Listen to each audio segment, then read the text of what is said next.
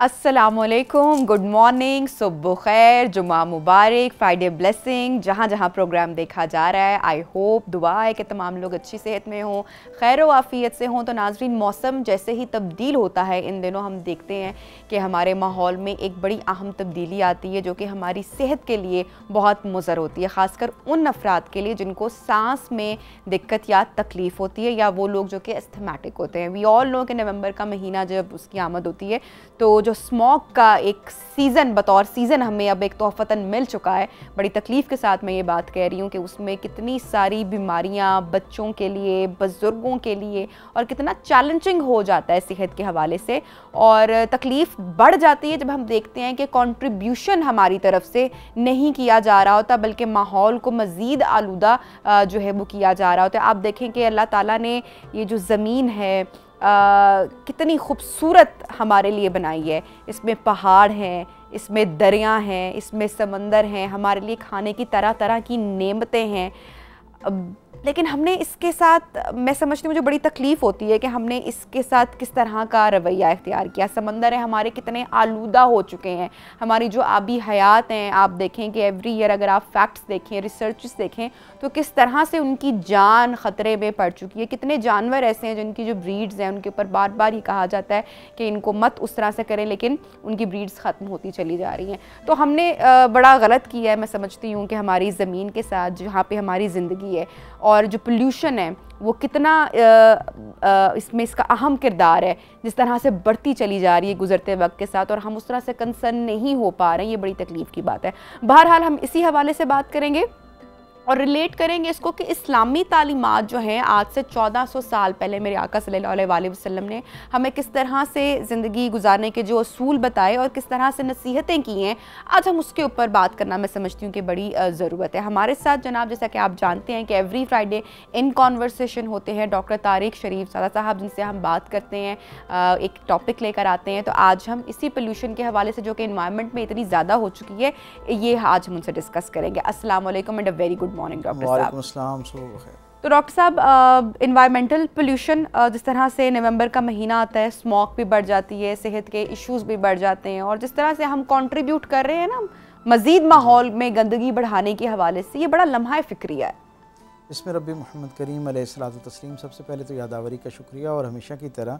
आज का उन्वान जो है ये भी ज़िंदगी के बड़े करीब तर है। और आज का उन्वान तो ऐसा है कि अगर कोई इसकी तरफ तवज्जो दे या ना दे, ये उन्वान ख़ुद अपनी तरफ जो है वो हमें इसलिए मुतवज्जो कर लेता है कि इसके अंदर हमने इसको इस हद तक पहुँचा दिया है कि अब ये हर ज़िंदगी के ऊपर दस्तक देता हुआ नज़र आता है। माहौलियाती आलूदगी के हवाले से बात हो रही है, तो आप ये देखें कि दीन इस्लाम जो है वो दीन रहमत है, और दीन रहमत जो है वो इसलिए है कि ये दीन फितरत है, और फितरत का जो तकाज़ा पूरा करने वाला दीन, जो मेरे और आपके मिजाज के अंदर, इंसानी रवैयों के अंदर जो फितरी रवैये हैं, जहाँ उनकी हौसला अफजाई करता हुआ नज़र आता है, उनकी हिफाजत करता हुआ नज़र आता है, वहीं पर माहौल के अंदर मौजूद जो फितरत की खूबसूरती और हुस्न है उसकी हिफाजत का एहतमाम करता हुआ भी नज़र आता है। यानी आप ये देखें कि अल्लाह रब्बुल इज़्ज़त ने इस दीन की निस्बत से आपको और मुझे ये एक शऊर अता किया है कि ये सारी कायनात इंसानों का एक मुश्तरका असासा है, और इंसानों के पास एक मुश्तरका अमानत के तौर पर मौजूद है। सो इसके अंदर हर शख्स अपने अपने दर्जे पर रहते हुए, अपनी अपनी कैपेसिटी के अंदर अपना वो जो इनफरादी दर्जे का हिस्सा है, तकाज़ा है, इस अमानत को असल हालत में कायम रखने के हवाले से वो ज़िम्मेदारी अपनी अपनी पूरी करना जो है वो दीन की तरफ से आपके लिए और मेरे लिए जो है वो एक हुक्म का दर्जा रखती है। ख़ुद सरकार दो आलम सल्लल्लाहु अलैहि वसल्लम के यहाँ हम देखते हैं, मैं आज जब माहौलियाती आलूदगी के हवाले से दुनिया भर को देखता हूँ तो मुझे हैरत होती है कि पूरी दुनिया के ऊपर इस वक्त जो 5-7 ऐसे बुनियादी मसाइल हैं जिन पर पूरी दुनिया का इत्तफाक है कि ये वो मसाइल हैं जो अगले चंद बरसों में बहुत गंभीर सूरत हाल इख्तियार करते हुए हमारे सामने आएंगे और दुनिया को अपने नरगे में ले लेंगे, इनके नफ्स के ऊपर जो है वो सवार होना शुरू हो जाएंगे, और ख़ास तौर पे उसके आसार के तौर पर, गवाही के तौर पर और ज़्यादा ये खौफ जो है वो गहरा होता जाता है जब हम लाहौर जैसे बड़े शहरों को देखते हैं कि ये जो ओवर पॉपुलेटेड शहर हैं इनके अंदर किस दर्जे की ज़िंदगी जो है वो उसको मुतासिर होना शुरू होगी इस माहौलियाती आलूदगी की वजह से। आप ये देखें कि आज इंटरनेशनल कॉन्फ्रेंसेस के अंदर माहौलियाती आलूदगी के ज़ैल में जिन 5-7 बुनियादी डायमेंशंस की बात की जाती है, जिसके अंदर फ़िज़ाई आलूदगी है, आबी आलूदगी है, सौती आलूदगी है और फिर माहौलियाती आलूदगी है, इस जिन जिन मौज़ूआत पर आज दुनिया परेशान है, मेरे करीम आका सल्लल्लाहु अलैहि वसल्लम की ज़िंदगी की तरफ जब हम जाते हैं तो हमें खुशगवार हैरत ये होती है कि इन सारे मौज़ूआत को रसूलुल्लाह सल्लल्लाहु अलैहि वसल्लम एड्रेस करते हुए नज़र आते हैं, यानी आला आरफा दर्जे का एहतमाम करते हुए नज़र आते हैं। आबी आलूदगी के बारे में आप ये देखें कि आका करीम सल्लल्लाहु अलैहि वसल्लम ने उस ज़माने में जब अरब जो हैं वो अपने मिजाज के अंदर इंतहाई गैर तहज़ीब याफ्ता थे, उस दौर के अंदर मेरे करीम आका सल्लल्लाहु अलैहि वसल्लम ने ठहरे हुए पानी के अंदर पेशाब करने से, उसको आलूदा करने से, हत्ता कि उसको गदला करने से रसूलुल्लाह सल्लल्लाहु अलैहि वसल्लम ने मना फरमाया। फिर आपने इस बात को उस ज़माने में पसंद फरमाया कि जानवरों के लिए भी, यानी इंसानों के लिए तो साफ़ पानी का एहतमाम करना ही करना है, उस पानी को साफ़ रखना है, ज़ख़ीरे को जहाँ से इंसानों ने पानी लेना है। उसके साथ साथ सरकार दो आलम सल्लल्लाहु अलैहि वसल्लम ने जो जानवरों के लिए पानी का ज़ख़ीरा था उसको भी आलूदगी से पाक करने का एहतमाम फरमाया और उसकी तरगीब दिलाई कि इनके लिए भी जो साफ़ पानी है, शफ़ाफ़ पानी जो है, जो गैर आलूदा पानी है, वो इनके लिए ज़्यादा सेहत बख्श है। इसी तरह जब हम देखते हैं अगले दर्जे के ऊपर माहौलियाती आलूदगी के हवाले से, तो सौती आलूदगी पर अगर हम बात करें, जो आवाज़ का नॉइज़ पोल्यूशन इस वक्त दुनिया के अंदर, आज मैं पढ़ रहा था कि 100 में से 12 लोग ऐसे हैं जो किसी न किसी अंदाज में सौती आलूदगी, ये जो आवाज़ का शोर है, उसकी वजह से मुतासर होते हुए नज़र आते हैं और उसके नतीजे में हार्ट अटैक की रेशो बढ़ रही है और कई बीमारियां और डिप्रेशन बढ़ रहा है, कई और जो नफ्सियाती आर्ज़े हैं वो इंसानों को लाक होते जा रहे हैं। आका करीम सल्लल्लाहु अलैहि वसल्लम की निस्बत से कुरान हकीम में अल्लाह रब्बुल इज़्ज़त ने ऊंची आवाज़ में, करख्त लहजे में बात करने को नापसंद फरमाया और हुजूर का अपना मामूल भी ये था कि जब तक इंतहाई ज़रूरत ना होती हुजूर धीमे लहजे में बात करते और गोया वो जो एक शोर का एलिमेंट होता हुजूर उसको पसंद नहीं फरमाया करते थे। सो अगले दर्जे पर जब माहौलियाती आलूदगी जो बराह रास्त मेरी और आपकी ज़िंदगी के साथ वाबस्ता है, उस पर तो इतना आला अरफा इंतज़ाम रसूलुल्लाह सल्लल्लाहु अलैहि वसल्लम की ज़िंदगी में हमें मिलता है कि देख के हैरत होती है। गोया मैं हमेशा ये कहा करता हूँ कि जितना आप सल्लल्लाहु अलैहि वसल्लम ने अपने ज़माने में इसका एहतमाम किया, अगर आज के हुक्मरान, आज के ज़िम्मेदारान और इनफरादी दर्जे पे आज के मुआशरे के शहरी अगर उसका आधे हिस्से का भी एहतमाम करना शुरू कर दें तो शायद ये चंद बरसों में ये जो एक इंतहाई गंभीर मसला और दुनिया के 2-3 बुनियादी मसाइल में से एक मसला है, ये शायद बहुत नीचे आ जाए और बहुत कम हो जाए। यानी आप इससे अंदाज़ा लगाइए, रसूलुल्लाह सल्लल्लाहु अलैहि वसल्लम मदीना आए और आपने देखा कि यहाँ पर बीमारियाँ बहुत फैलती हैं और आपने अंदाज़ा लगाया कि इन बीमारियों के अंदर एक बहुत बड़ा सबब जो है वो यहाँ के माहौल का उसके अंदर असर मौजूद है। तो आका करीम सल्लल्लाहु अलैहि वसल्लम ने एक तो मदीना शरीफ के अंदर दरख्तों की हौसला अफजाई फरमाई, बहुत सारे दरख्त लगवाए, फिर दरख्तों के अंदर बाकायदा तहकीक करके कि इनकी तासीर क्या है, इनके फलों का जायका क्या है, इनके साए की मिकदार क्या है, इन सारी चीज़ों को ज़हन में रखते हुए दरख्तों का इंतखाब किया और उनकी हौसला अफजाई न सिर्फ असहाब की सूरत में की बल्कि अमली तौर पर ख़ुद दरख्त लगाए। और इससे बढ़कर उस पूरी फ़िज़ा को प्योरीफाई करने के लिए, वो जो आलूदा फ़िज़ा थी उसको प्योरीफाई करने के लिए शुमाल से जुनूब की तरफ हवा चलती थी। सरकार दो आलम सल्लल्लाहु अलैहि वसल्लम मदीना शरीफ की बस्ती से बाहर आए और आपने खड़े होकर महसूस किया कि हवा का रुख क्या है। जब पता चला कि मगरिब यानी शुमाल से जुनूब की तरफ हवा चलती है तो सरकार दो आलम सल्लल्लाहु अलैहि वसल्लम ने मदीना शरीफ के शुमाल में भी दरख्तों का एक जंगल जो है, एक छोटी आबादी जो है, बस्ती जो है वो बसाई, जिसके अंदर 100% सिर्फ जो है वो दरख्त लगाए गए। और इसी तरह दूसरी सिमत में जो जुनूब की सिमत थी वहाँ पर भी सरकार दो आलम सल्लल्लाहु अलैहि वसल्लम ने जो है वो दरख्त लगवाए। सरकार दो आलम सल्लल्लाहु अलैहि वसल्लम ने जब ये तय कर लिया, अंदाज़ा कर लिया कि शुमाल से जुनूब की तरफ हवा चलती है, तो सरकार दो आलम ने शुमाल की तरफ भी दरख्तों का एक बागीचा लगवाया और जुनूब की तरफ भी दरख्तों का बागीचा लगवाया। गोया आज जब मैं उसको चश्मे तसव्वुर से देखता हूँ तो मुझे यूँ लगता है कि जैसे आज माहौलियात के माहिरीन हमें ये बताते हैं कि जिन बस्तियों में हवाओं का दाखिला और हवाओं के गुजरने के बाद निकल जाना जो है, दोनों सिमतें जो हैं वो दरख्तों के साथ मुज़य्यन होती हैं, वहाँ की फ़िज़ा जो है वो आलूदगी से पाक हो जाया करती है और वहाँ बीमारियाँ और दीगर जो मसाइल हैं वो भी कम होना शुरू हो जाते हैं। आका करीम सल्लल्लाहु अलैहि वसल्लम ने उस वक्त ये किया। और फिर आप ये देखें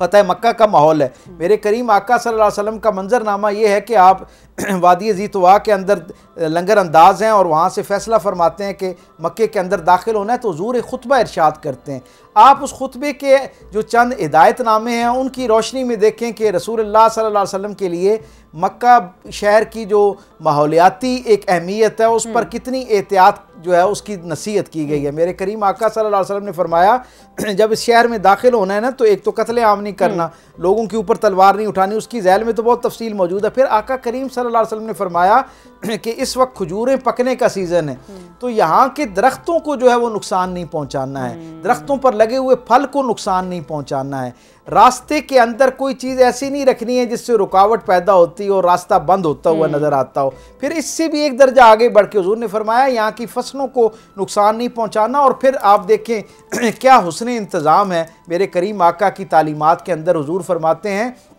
इस शहर में दाखिल होने के 8 रास्ते हैं, मक्के के अंदर दाखिल होने के 8 रास्ते हैं। तुम बहुत सालों के बाद अपने शहर वापस पलट रहे हो, तुम्हारे अंदर जज्बातियत होगी, तो कहीं इस जज्बातियत के अंदर इस शहर के अंदर दाखिल होते हुए जो पगडंडियाँ हैं,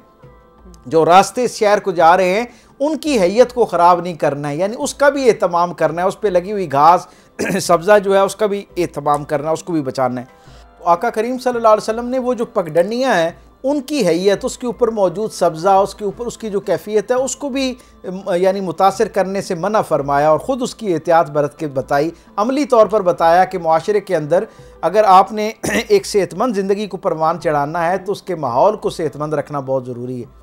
अच्छा डॉक्टर साहब, ये तो सारी ऑब्वियसली हमें तालीमात मिलती है और मेरे आका सल्लल्लाहु अलैहि वसल्लम ने तमाम जो हैं हिदायत या नसीहतें जो हैं वो हमारे लिए हमें बताई हुई करनी है, लेकिन ये सब बातों को जानते हुए भी हमें अपनी इस्लाह करना अब बड़ा ज़रूरी है, क्योंकि हम इन बातों को जानते हैं, समझते हैं, लेकिन हम देख रहे हैं कि हम मज़ीद उस दलदल में अपनी इन्वायरमेंट को, अपने आप को इन्वायरमेंट के साथ अगर धकेलेंगे तो हम खुद भी उस दलदल में ही जाएंगे। तो कैसे हम अपनी इस्लाह कर सकते हैं? लास्ट अगर आप कुछ हमारे देखने वालों को, ऑडियंस को, अगर आप कुछ कहना चाहें एज अ मैसेज, एक पैगाम जो कि जा सके सबके लिए। बहुत सादा सी बात है जी। सबसे पहले तो जितना आप फितरत की तरफ वापस पलटेंगे, फितरी ज़िंदगी की तरफ आप वापस पलटेंगे, ऑटोमेटिकली आपको अंदाज़ा होगा कि आपकी अपनी ज़िंदगी भी आसान हो गई है, आपके गिरदो पेश रहने वाले लोगों की ज़िंदगी जो है वो भी आसान हो सकती है। उसका सबब ये है कि फ़ितरत के अंदर अल्लाह ने वो सारी खैर और ख़ूबी रखी है जो एक ज़िंदगी को खूबसूरत बनाने में, पुरसुकून बनाने में और सेहतमंद बनाने के लिए मददगार हो सकती है।